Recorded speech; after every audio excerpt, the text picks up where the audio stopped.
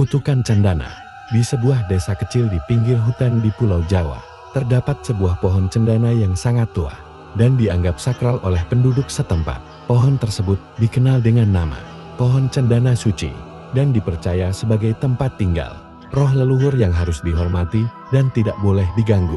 Pada suatu hari, seorang pemuda bernama Ardi yang baru saja kembali dari kota besar merasa penasaran dengan cerita-cerita mistis yang berkembang di desanya. Ardi adalah seorang yang skeptis dan tidak percaya pada hal-hal gaib. Namun, keingintahuannya membawanya pada sebuah keputusan berbahaya.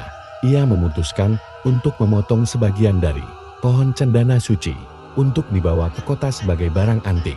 Malam sebelum ia memotong pohon tersebut, Ardi mengalami mimpi buruk.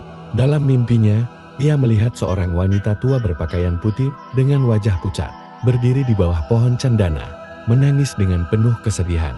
Wanita tersebut berbisik kepadanya, "Jangan sentuh pohon ini, atau kamu akan menyesal seumur hidup." Ardi terbangun dengan penuh keringat dingin.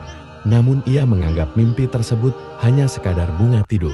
Pagi harinya, ia tetap melanjutkan rencananya.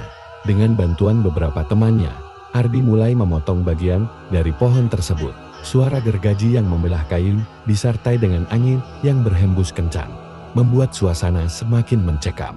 Setelah memotong bagian dari pohon, Ardi dan teman-temannya membawa kayu tersebut ke rumahnya. Malam itu, mereka merasakan suasana yang sangat aneh. Lampu di rumah berkedip-kedip dan suara aneh terdengar dari luar.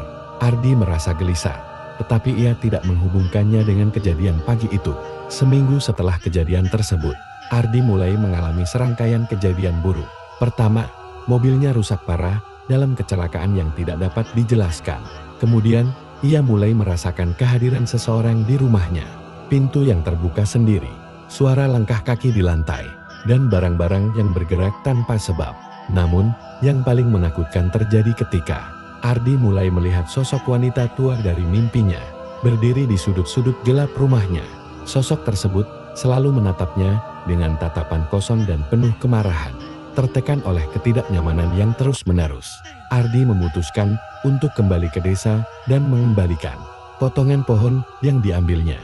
Setelah menyadari bahwa tindakannya telah menyalahi kepercayaan lokal dan menghormati tempat yang sakral, ia memohon ampun kepada roh-roh leluhur.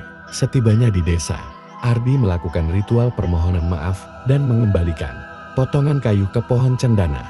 Segera setelah itu, suasana di rumahnya mulai membaik dan sosok wanita tua tersebut tidak pernah muncul lagi.